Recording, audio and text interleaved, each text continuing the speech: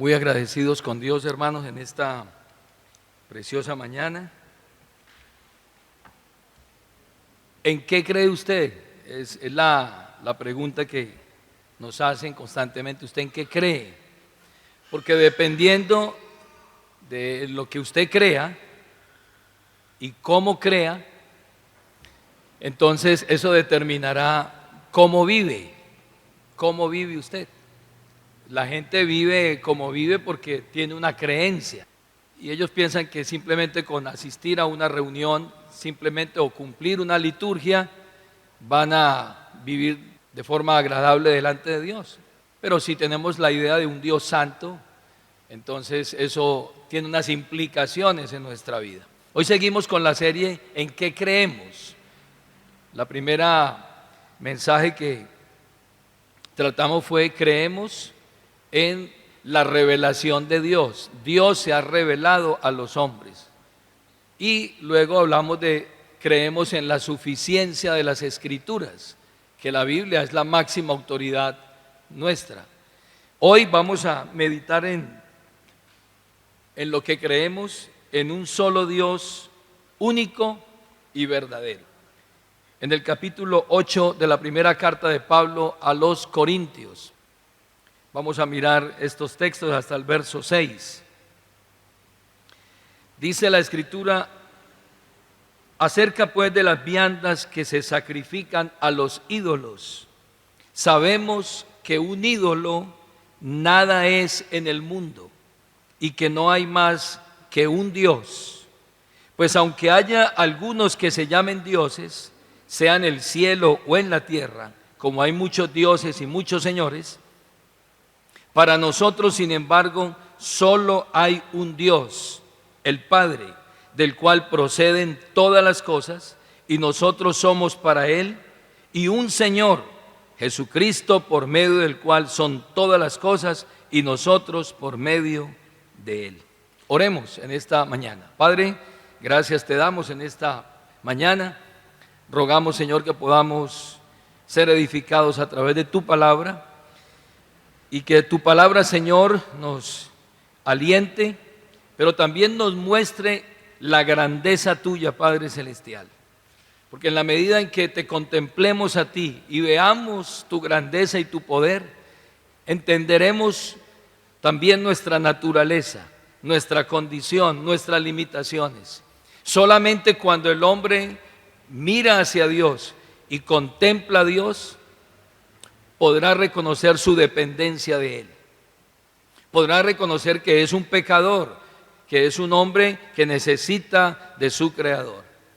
Gracias, Padre, lo pedimos en esta mañana, en el nombre de Jesucristo. Amén. Antes de iniciar o de introducirnos en el texto, es importante tener en cuenta lo que son las pruebas que dan a entender o nos muestran la existencia de Dios. Y es importante entender también que el hombre por sí mismo no puede conocer a Dios, no puede llegar a conocer la dimensión y la magnitud de Dios, por varias razones. Una de ellas, en Adán, todos los seres humanos fueron corrompidos por causa del pecado. Hubo una caída catastrófica. El pecado entró por un hombre y el pecado pasó a todos los hombres por cuanto todos pecaron. El pecado entonces permeó la inteligencia del hombre, el intelecto, permeó la voluntad del hombre, permeó sus relaciones, absolutamente todo fue permeado por el pecado y fue deteriorado por causa del pecado. Por dicha razón, cuando el hombre quiere llegar a Dios por su intelecto, no lo puede hacer, porque su mente está embotada y está entenebrecida. Su voluntad también está sujeta al pecado. Pablo dijo en Romanos capítulo 7, porque no hago yo el bien que quiero, sino el mal que no quiero, eso hago. Diciendo con ello que la voluntad del hombre también está limitada por causa del pecado.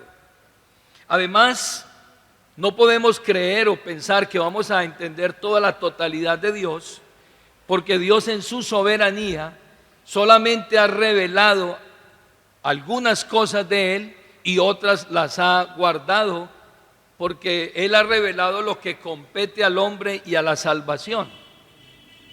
Allí en Deuteronomio 29:29, Dios dice: los secretos pertenecen a Jehová nuestro Dios, mas los revelados son para nosotros y para nuestros hijos para siempre, para que los cumplamos y los pongamos por obra. Es decir, hay cosas que Dios se ha reservado. Dios ha mostrado algunas a los hombres y nos ha mostrado los mandamientos para que los cumplamos y obedezcamos. Pero también vemos la naturaleza incomprensible de Dios en las afirmaciones bíblicas, y muestran de esa manera que por ser Dios un ser tan grande, tan sublime, tan poderoso, es imposible que el hombre llegue a dimensionar toda su grandeza. En el Salmo 139, el verso 6, el salmista expresa que Dios es demasiado maravilloso para él, alto es, no lo puedo comprender. Lo que el salmista está diciendo aquí es que Dios se sale de los límites de su comprensión. Y agrega en el verso 17 y 18, dice que sus pensamientos, los de Dios, se multiplican más que la arena. Es decir, es imposible llegar a comprender. Isaías también dice que los pensamientos de Dios no son los pensamientos del hombre, porque los pensamientos de Dios son más altos que los pensamientos del hombre. Es decir, es imposible llegar a conocerlo a Él en toda su dimensión. Pero además de eso, aunque nosotros llegáramos a conocer algunas cosas de la revelación de Dios, sería también imposible conocer toda la magnitud de ese carácter y de esos atributos. Por ejemplo, nosotros no podríamos llegar a entender toda la magnitud del amor de Dios. Cómo amó Dios al mundo de tal manera, entregar un cordero limpio para que fuera inmolado por pecadores culpables. Nosotros no vamos a llegar a entender eso nunca. En toda la eternidad, cuando estemos con Él, no llegaremos a medir la magnitud de esa obra. Así de que hoy vamos a mirar algunos detalles de ese Dios único, verdadero, ese Dios que se ha revelado de alguna manera al hombre, en alguna proporción, para ser conocido por Él. Miremos el versículo que estamos estudiando en esta mañana, capítulo 8, el versículo 4, para que recordemos el texto base. Dice: acerca pues de las viandas que se sacrifican a los ídolos, sabemos que un ídolo nada es en el mundo y no hay más que un Dios. Verso 6, para nosotros, sin embargo, solo hay un Dios, el Padre, del cual proceden todas las cosas, y nosotros somos para Él, y un Señor, Jesucristo, por medio del cual son todas las cosas, y nosotros por medio de Él. En este verso 4, Pablo anuncia a otros creyentes que han logrado una comprensión de lo que es Dios, y está mostrando cómo ellos sabían por medio de las Escrituras que los ídolos no son nada. Los ídolos no tienen poder, los ídolos no tienen ninguna influencia, y había un pensamiento allí en Corinto acerca de los ídolos. Ellos, como buena cultura griega y romana, habían heredado los dioses de las otras culturas. Se dice que los griegos y los romanos eran politeístas, adoraban a muchos dioses, pero también creían o tenían la idea de la existencia de muchos espíritus malignos. Ellos decían entonces que, o creían mejor, que los espíritus malos trataban de invadir a los seres humanos, y para ello esos espíritus se pegaban a los alimentos que ellos comían antes de ser consumidos, razón por la cual la cultura de la época entonces decidió sacrificar esos alimentos a los dioses para que esos alimentos fueran purificados y librados de la influencia de espíritus malignos, y esos alimentos también servían para adorar a los dioses que ellos tenían, queriendo con esto entonces liberarse de la influencia de los espíritus malignos que estaban en los alimentos que posteriormente ellos irían a consumir. Y entonces, liberados esos alimentos de espíritus malignos, eran sacrificados a los dioses griegos y romanos. Lo que sobraba de esos alimentos era vendido en las carnicerías que estaban a las afueras de los templos y en los mercados. Y los hermanos de la época entraron en un conflicto porque ellos decían, si esos alimentos fueron sacrificados a los ídolos, entonces nosotros vamos a participar de ello. Con lo que, o a lo que el apóstol Pablo les dice a ellos acerca pues de las viandas que se sacrifican a los ídolos, sabemos que un ídolo nada es en el mundo y que no hay más que un Dios. Es decir, ellos no son dioses, por ende, estos alimentos ustedes los pueden consumir dándole gracias a Dios por ello. Aquí entonces aparece un conflicto entre culturas para mostrar con ello cuál es el Dios verdadero.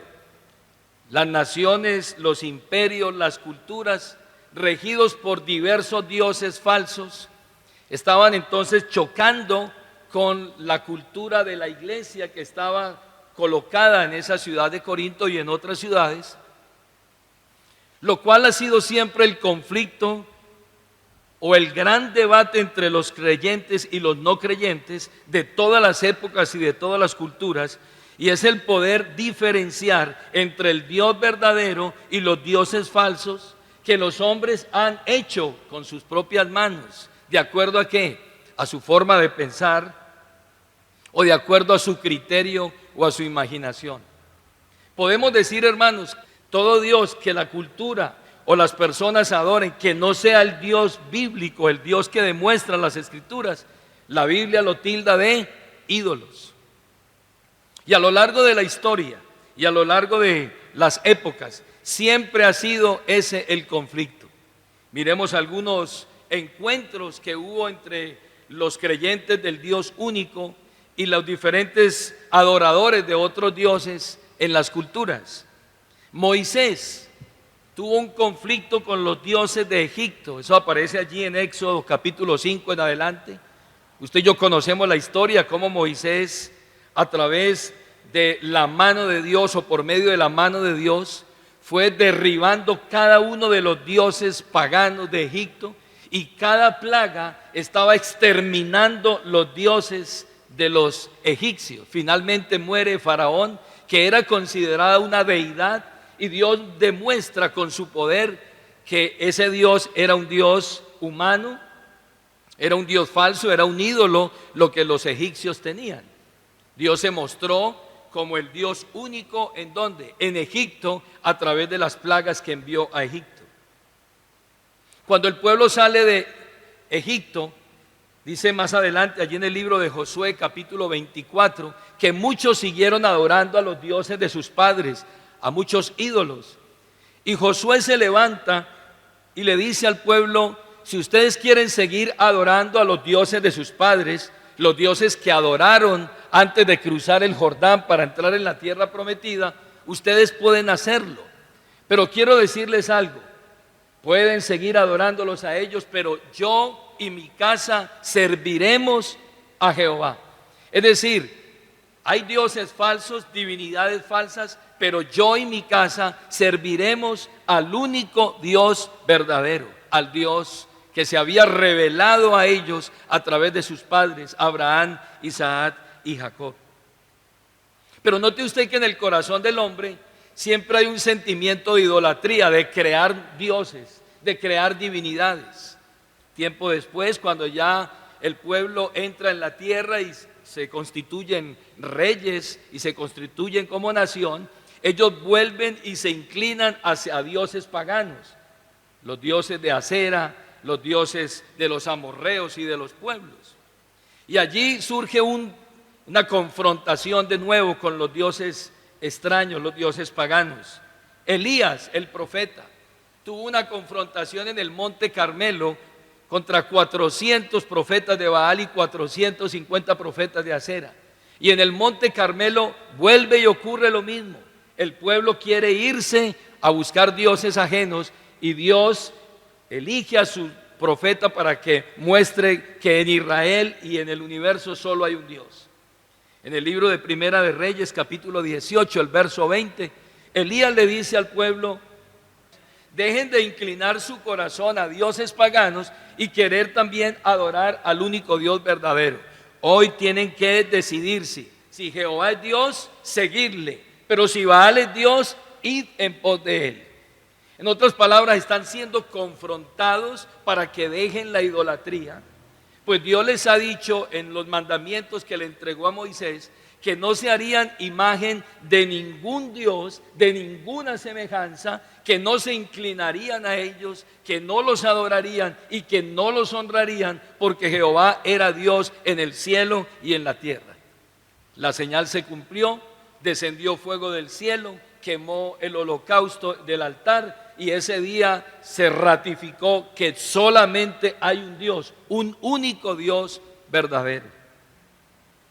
En el texto que leíamos en el libro de Jeremías, quiero que me acompañe allí a Jeremías capítulo 10, vuelve y el pueblo se inclina de nuevo ante los dioses paganos. Y en el versículo 1 del capítulo 10 de Jeremías,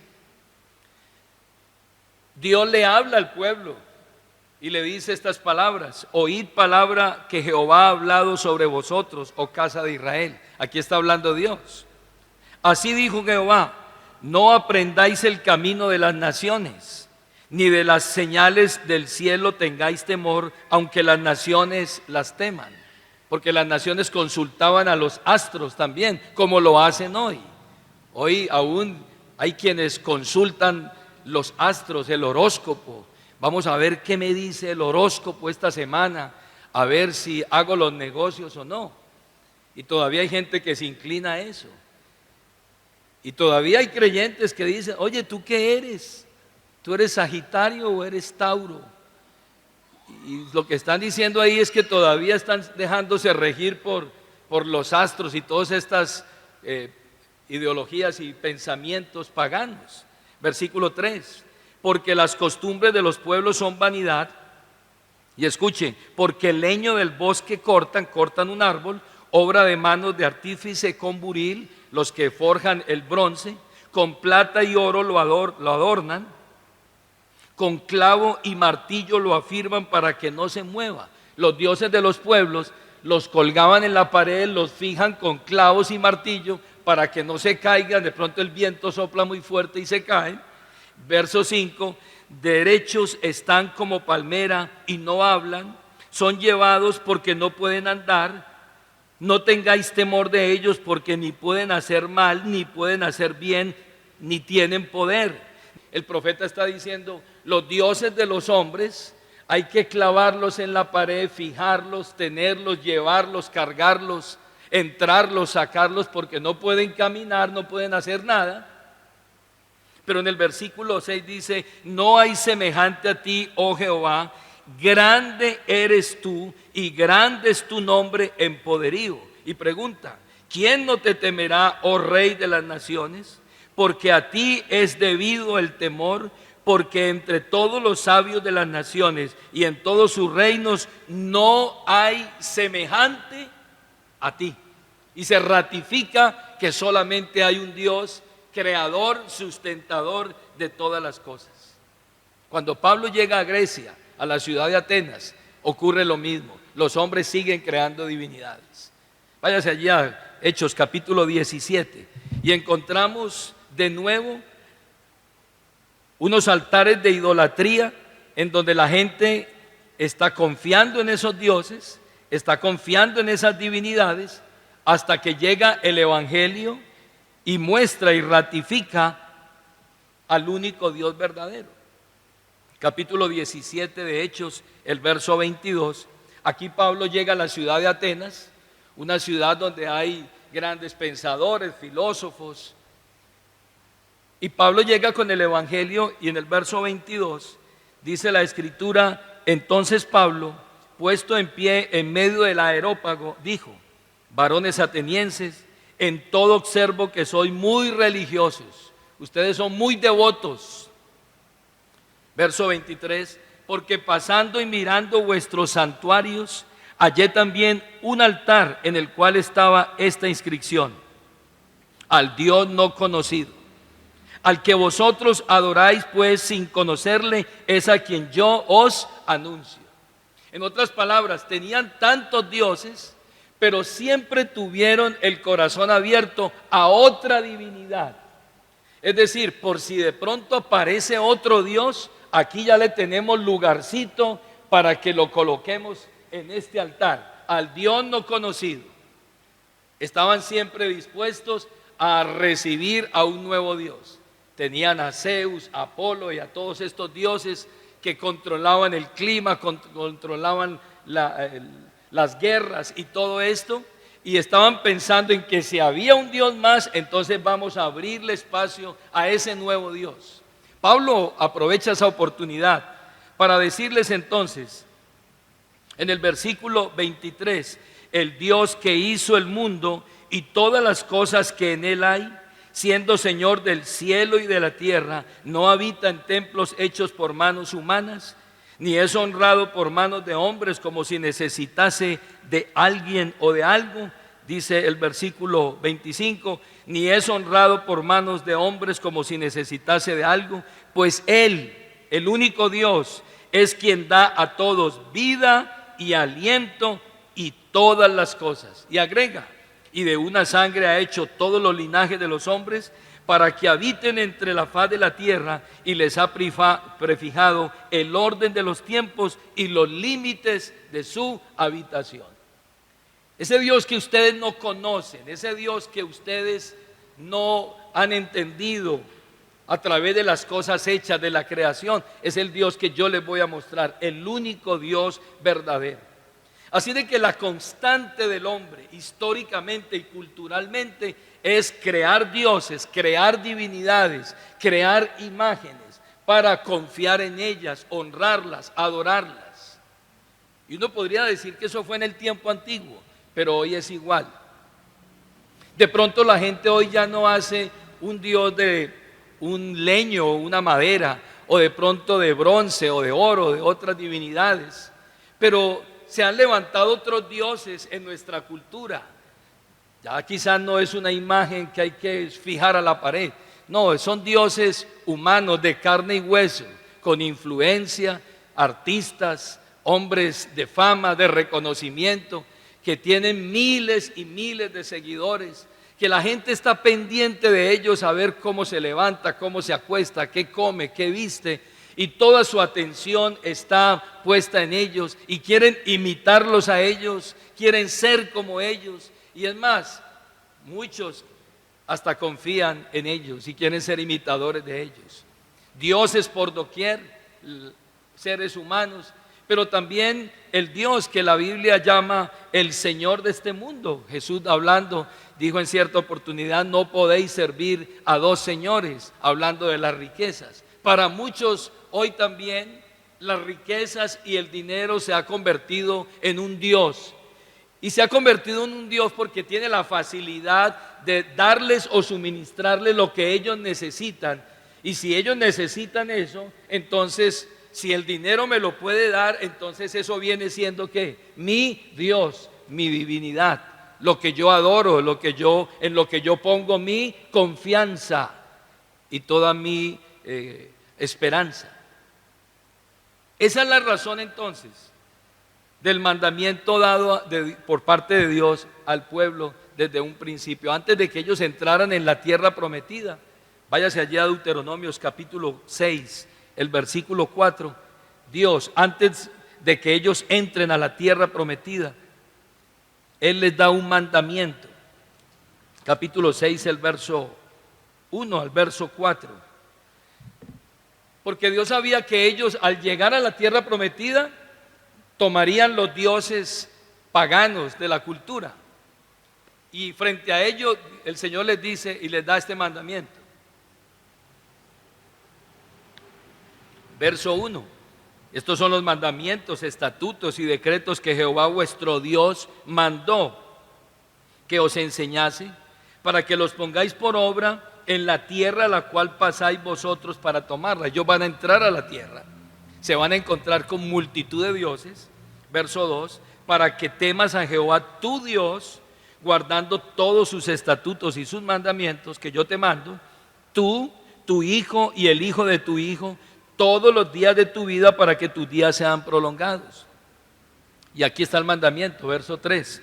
Oye pues, oh Israel, y cuida de ponerlos por obra para que te vaya bien en la tierra que fluye leche y miel, y os multipliquéis como te ha dicho Jehová, el Dios de tus padres. Verso 4, oye Israel, escucha bien esto. Jehová nuestro Dios, Jehová uno es. ¿Por qué les está diciendo eso? Porque ellos van a entrar en una tierra donde hay multitud de dioses, donde esos pueblos adoran todo tipo de dioses. Hay miles de dioses hoy en la India, son miles. Hasta hoy hay culturas con miles de dioses. Y entonces el Señor les da ese mandamiento y les dice, oye Israel, Jehová nuestro Dios, Jehová uno es. No hay dos dioses, no hay tres dioses, no hay 100 dioses, o como los hindúes hoy, miles de dioses. No, nuestro Dios es uno.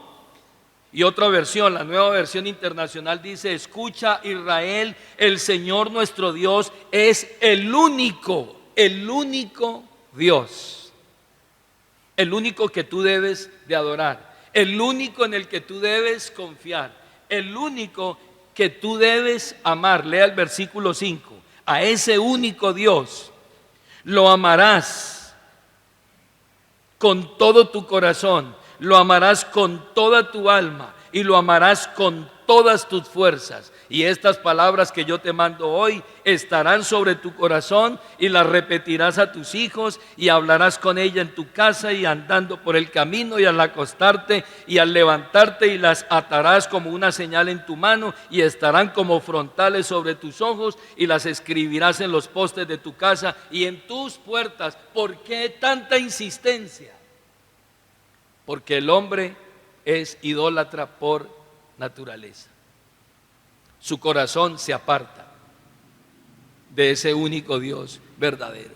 Por eso Dios es tan reiterativo, le está diciendo a ellos, colóquese en la frente, póngase en la mano, en los dinteles de la puerta, a la entrada, al salir, cuando se levanten y cuando se acuesten, siempre estén recordando lo mismo, porque van a entrar a una tierra donde hay multitud de dioses, y ustedes tienen que saber que solo hay un Dios al cual ustedes deben adorar. El Señor nuestro Dios es el único Señor de ustedes.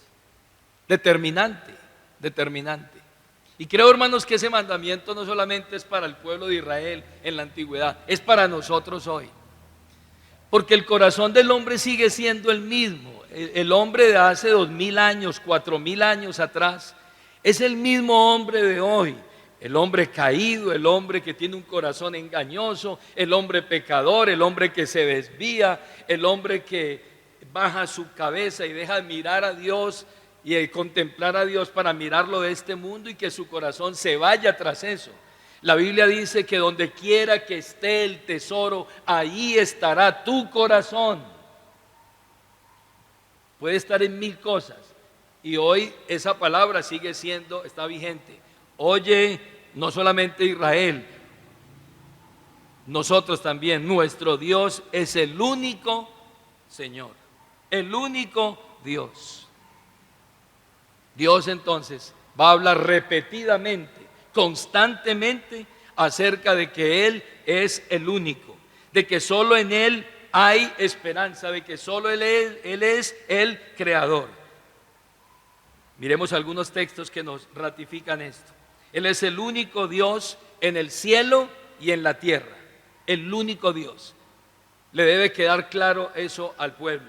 Váyase a Deuteronomios capítulo 4, el versículo 5, retrocedamos unos versículos, el verso 35 al verso 39. Dios le va a decir al pueblo, ustedes deben recordar que no solamente yo soy Dios en la tierra, yo soy Dios en el cielo también, el único Dios.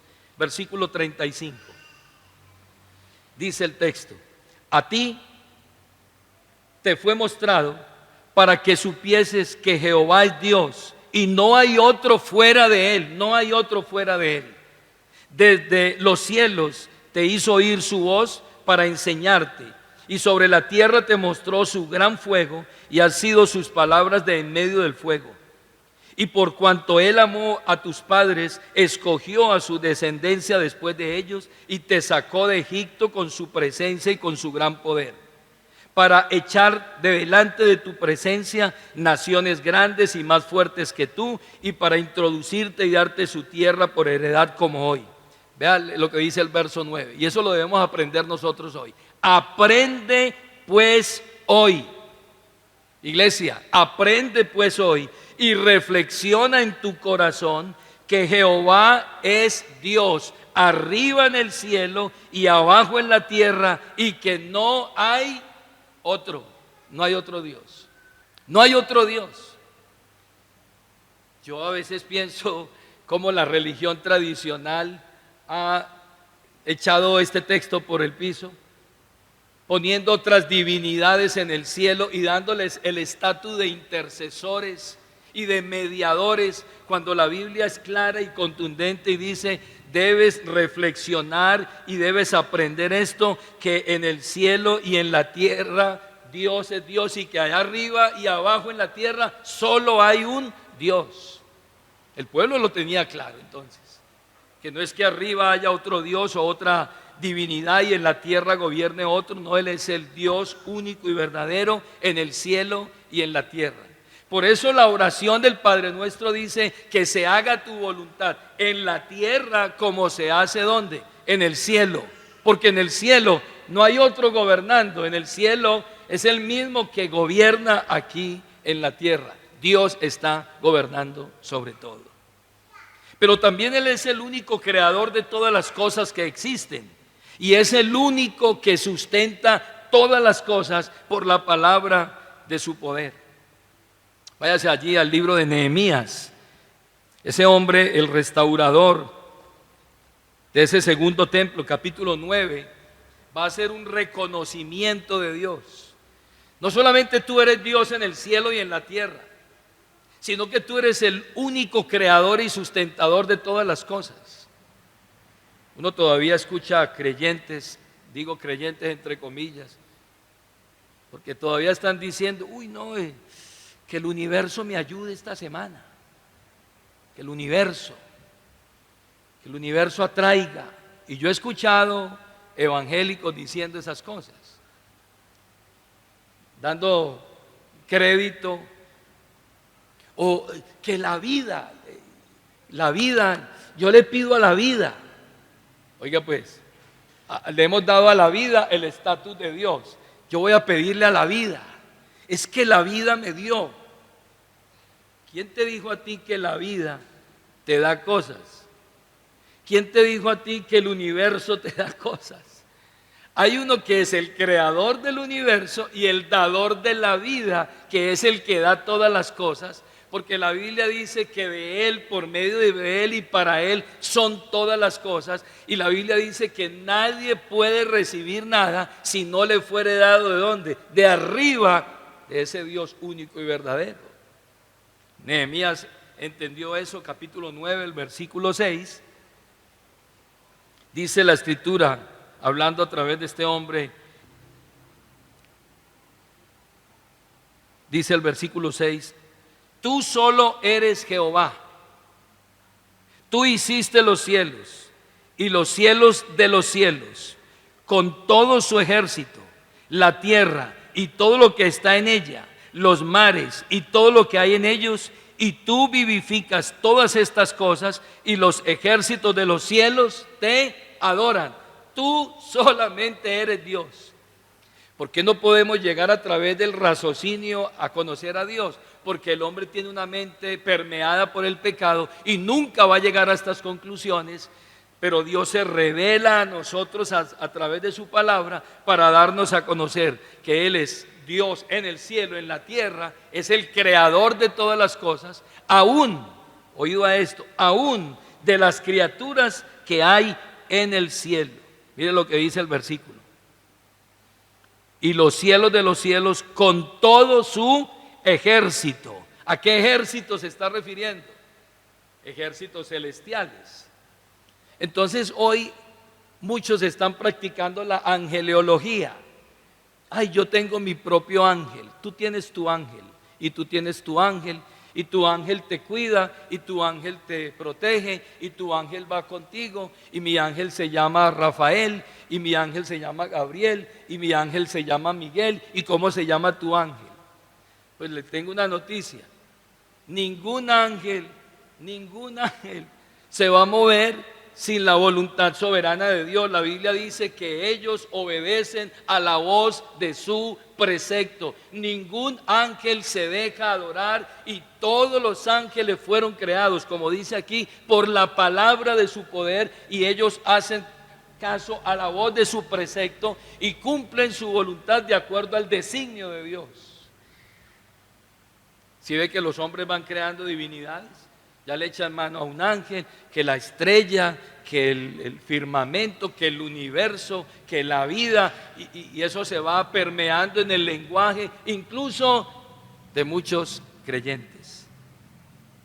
Ese fue el argumento de Pablo en el Areópago, cuando les dijo al Dios no conocido. Ese Dios no conocido fue el que hizo que el mundo y todas las cosas que en él hay. Él es Señor en el cielo y en la tierra, y no habita en templos hechos por manos humanas. De una sola sangre ha hecho todos los linajes de los hombres para que habiten sobre la faz de la tierra, y agrega: porque en él vivimos y nos movemos y somos. Él es el que controla absolutamente todo. Todo está controlado por él. Y finalmente se plantea a ese único Dios como el único Salvador. Váyase a Isaías 43. Isaías 43, dice el versículo 10. Así de que no solamente es Dios en el cielo y en la tierra, no solamente es el creador de todas las cosas, el que las sustenta, es el único que controla absolutamente todo y hace todo de la nada por el poder de su palabra, sino que también es el único Salvador.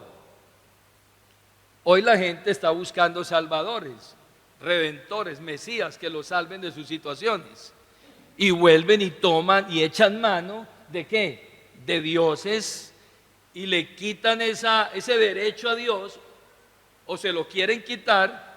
Pero Dios es claro en la Escritura. Mire lo que dice el versículo 10 y 11 de Isaías 43. Dios, hablando acerca de su poder, dice: vosotros sois mis testigos, dice Jehová, y mi siervo que yo escogí, para que me conozcáis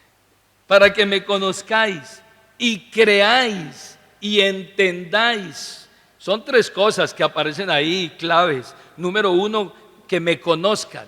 Número dos, que crean. Y número tres, que entiendan que yo mismo soy. Antes de mí no fue formado Dios, ni lo será después de mí. Antes de mí no ha habido Dios, ni habrá Dios después de mí. Verso 11, yo Jehová, y fuera de mí no hay quien salve. Yo anuncié y salvé e hice oír, no hubo entre vosotros Dios ajeno. Vosotros pues sois mis testigos, dice Jehová, que yo soy Dios y no hay otro. El único que salva es Dios. La salvación pertenece única y exclusivamente a Jehová nuestro Dios, y Él la da, la concede al que Él quiere. Entonces han puesto la salvación en otras divinidades. Algunos dicen no, y quiero con mucho respeto decirlo, pero hay que decirlo. Se habla de María Redentora, y la palabra redentora o redimir viene de salvar, y le están dando el estatus de redentora a la Virgen. Y la Biblia muestra a María como una mujer santa, un vaso que Dios usó para nacer su Hijo al mundo encarnado, pero María no es redentora. Es más, la Biblia dice que María, cuando recibió el anuncio del ángel, dijo: mi alma y mi corazón se regocija en Dios mi Salvador, porque ha visto la bajeza de su sierva, y me llamarán bienaventuradas todas las edades y las personas.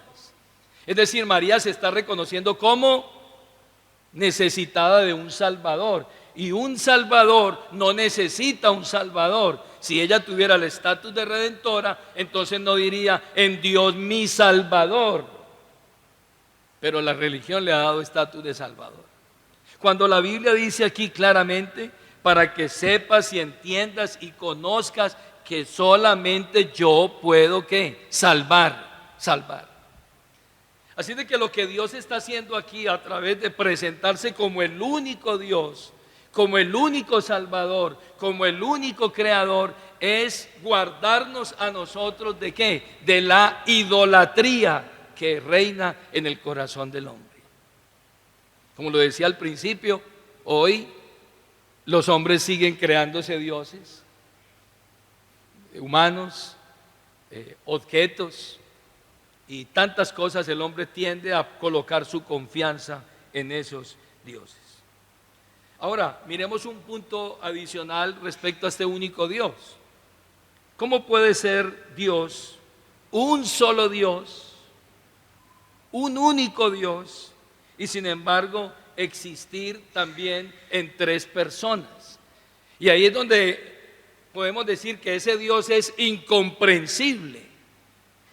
Nosotros no podemos entender eso, como no entendemos el misterio de la encarnación, como Cristo siendo humano 100%, es también Dios 100%, y nunca dejó de ser Dios, aunque se encarnó y participó de carne y de sangre de lo mismo.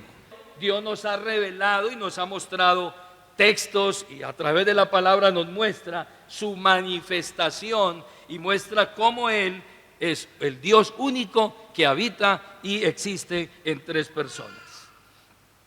Si Dios ha existido entonces eternamente como tres personas en el Antiguo Testamento, entonces nos da indicios o nos muestra cómo Él se ha revelado de esa manera. Miremos el ejemplo allí en Génesis, capítulo 1, el versículo 26. Porque hoy también se quiere distorsionar no solamente el concepto de Dios, sino la naturaleza de Dios. Dice el versículo 26. Entonces dijo Dios: hagamos al hombre a nuestra imagen, conforme a nuestra semejanza, y señoree en los peces del mar, en las aves de los cielos y en las bestias, en toda la tierra y en todo animal que se arrastra sobre la tierra. Y luego dice el verso 27, y creó Dios al hombre a su imagen. A imagen de Dios lo creó, varón y hembra los creó. Pero note usted el verso 26. Ahí hay un plural que algunos han dicho que Dios estaba hablando con los ángeles. Hagamos al hombre.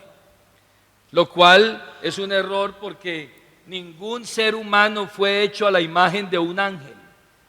Lo que la Biblia sí dice es que el hombre fue creado a imagen y semejanza de Dios, no a imagen y semejanza de una criatura, en este caso un ángel. Así de que aquí Dios se está mostrando en su pluralidad como Dios que cohabita en tres personas, existe en tres personas, y Dios está aquí hablando y diciendo: hagamos pues al hombre. En el versículo capítulo 3, en el verso 22, vuelve y se muestra la esencia de Dios. En el versículo 22 del capítulo 3, cuando el hombre es expulsado del huerto, dice el verso 22, y dijo Jehová Dios: he aquí el hombre es como uno de nosotros, oído, de nosotros, plural, sabiendo el bien y el mal. Ahora pues que no alargue su mano y tome también del árbol de la vida y coma y viva para siempre, como uno de nosotros. No está hablando de ángeles, está hablando de Dios. Capítulo 11 de Génesis, el versículo 7. Los hombres migran, construyen una torre, su pensamiento es llegar al cielo a través de esa torre. Pero dice el versículo 7 del capítulo 11 que en medio de ese pensamiento del hombre. Leamos desde el verso 6. Y dijo Jehová: he aquí el pueblo es uno, y todos estos tienen un solo lenguaje, y han comenzado la obra, y nada les hará desistir ahora de lo que han pensado hacer. Ahora pues descendamos y confundamos allí su lengua, para que ninguno entienda el habla de su compañero. Descendamos y confundamos, hagamos nosotros. ¿Está hablando quién? Está hablando entre los miembros de la Trinidad, que no son dioses.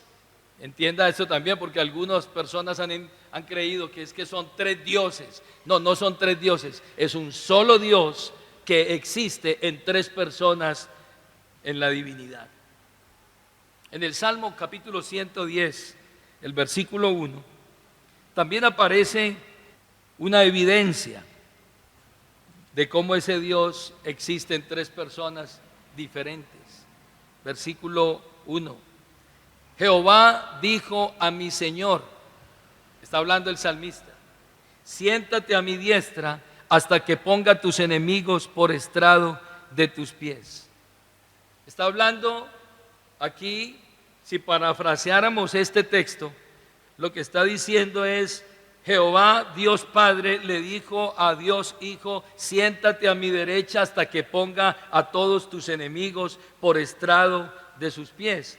Jesús mostró este texto cuando habló a los judíos y les hizo esa pregunta, porque los judíos no creyeron en él porque lo vieron encarnado y no lograron dilucidar, entender esa naturaleza de Dios. Por eso les plantea a ellos una pregunta. Váyase a Mateo capítulo 22, el versículo 41.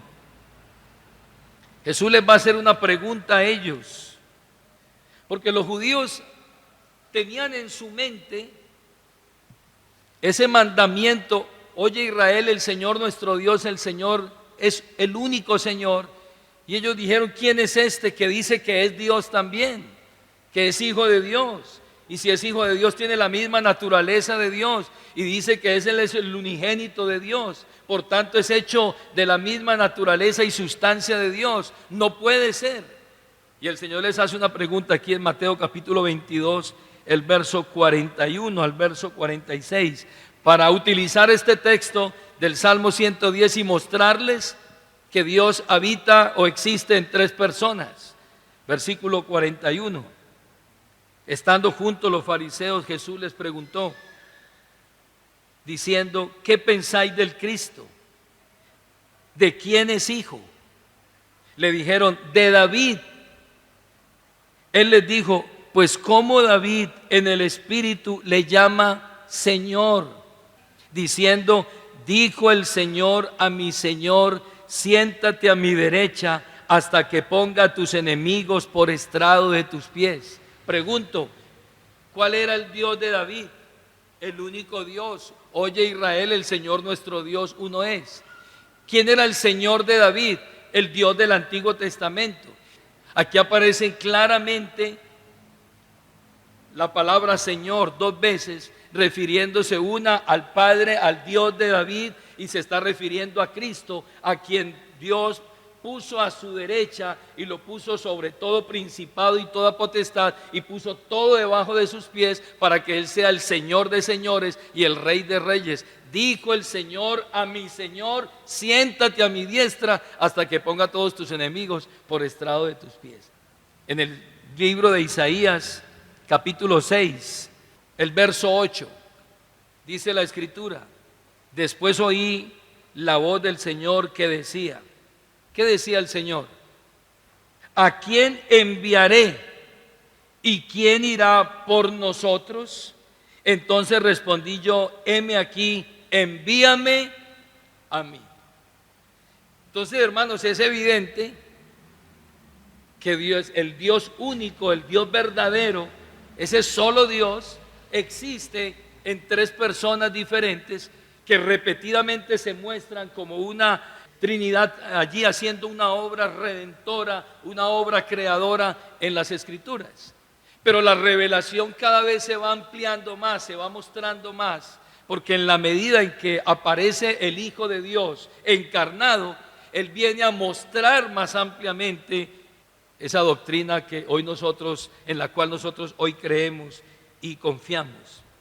Pablo habla allí en el libro de Segunda de Corintios, capítulo 13, Segunda de Corintios, capítulo 13, ya en el Nuevo Testamento empieza a dilucidarse más, a aclararse más el concepto de la naturaleza de Dios y de la esencia de Dios. Capítulo 13, el versículo 14 de Segunda de Corintios. Y ahora Pablo va a mostrar a través del texto, el verso 14, cada una de las personas que habitan o coexisten, las cuales son coeternos y de una misma sustancia. En este texto dice: la gracia del Señor Jesucristo, el amor de Dios y la comunión del Espíritu Santo sean con todos vosotros. Amén. Repito, la gracia del Señor Jesucristo, ahí aparece el Hijo, el amor de Dios, aparece el Padre, y la comunión del Espíritu sean con todos vosotros. Pablo, mostrando de forma más amplia, entonces nos va a revelar ya de forma más amplia cómo habitan las personas de la Trinidad en ese único Dios verdadero. Cuando le escribe a los Efesios, váyase a Efesios capítulo 4, cuando habla de la unidad del cuerpo, lea conmigo el verso 3: solícitos en guardar la unidad del Espíritu. Aquí aparece el Espíritu, en el vínculo de la paz. Un cuerpo y un espíritu, como fuisteis también llamados en una misma esperanza de vuestra vocación. Y ahora explica: un Señor, Cristo, una fe, un bautismo, un Dios y Padre de todos, el cual es por todos, es sobre todos y por todos y en todos, pero a cada uno de nosotros nos fue dada la gracia conforme a la medida del don de Cristo. Aquí Pablo está mostrando abiertamente y claramente las tres personas que hay en esa divinidad. Dice: un Señor, una fe, un bautismo, un Dios y Padre de todos, el cual es en todos y por todos y en todos. Pero antes ha dicho un Señor y un Espíritu, para mostrar con eso cómo es que se manifiesta Dios. ¿Por qué tenemos que tener claro esto? Porque hoy hay doctrinas que distorsionan la esencia de Dios y la persona de Dios. Hoy hay doctrinas que muestran o quieren, a través de tergiversar la persona y la naturaleza de Dios, decir que Cristo no es Dios, que Cristo es un Dios con minúscula, creado por el Padre. Y por eso cuando usted toma una Biblia de los Testigos de Jehová, dice: en el principio era el Verbo, y el Verbo era con Dios, y el Verbo era un Dios con minúscula. Y alguien pensaría que eso es irrelevante, pero decir que Jesucristo no es Dios, eso es una herejía. Otros han dicho que el Dios el Padre es el mismo Dios Hijo, y que el mismo Dios Hijo es el mismo Espíritu Santo, solo que el Padre es Padre en la creación, Hijo en la redención y Espíritu Santo en la santificación y justificación, y que simplemente Él cambia de roles, y que simplemente Él se cambia, en una época hace una cosa y en otra época hace otra, quitando también con eso la esencia de cada uno de los miembros de la Trinidad. Así de que, hermanos, el conocimiento de Dios nace en Dios mismo en razón a nuestra incapacidad, a nuestro estado pecaminoso y a la infinita grandeza de Dios. Nosotros tenemos que ir a las Escrituras para comprender a ese Dios único, para conocer a ese Dios único. Y es por eso que llegamos a comprender algo grande, y es la grandeza solemne de ese Dios de gracia que se ha revelado a través de las Escrituras. Pero también el saber que Dios tiene la preeminencia en todas las cosas nos libra a nosotros de la naturaleza idolátrica que nosotros tenemos en el corazón por naturaleza. Saber que solamente hay un Dios que crea, sustenta, salva, y que es Dios en el cielo y en la tierra, nos guarda de la idolatría, y nos guarda de caer en la idolatría. Lo último que el apóstol Juan escribe en su carta es: hijitos, guardaos de los ídolos, porque somos idólatras por naturaleza. Y finalmente, poder creer lo que Dios nos está revelando acerca de su naturaleza, de Él mismo, nos permite disfrutar de nuestra salvación a la luz de una obra en donde participan el Padre, que nos eligió y nos predestinó para que fuésemos hechos conforme a la imagen de su Hijo, y nos coloca un sello que es el Espíritu Santo, y nos envía el Espíritu Santo para que aplique la obra redentora de Cristo en nosotros. Es una obra intertrinitaria de principio a fin. Usted la va a ver desde Génesis 1:26 hasta Apocalipsis, cuando vemos al Padre allí en el trono y al Cordero que está allí abriendo el libro y redimiendo a la humanidad. Estemos en pie en esta mañana.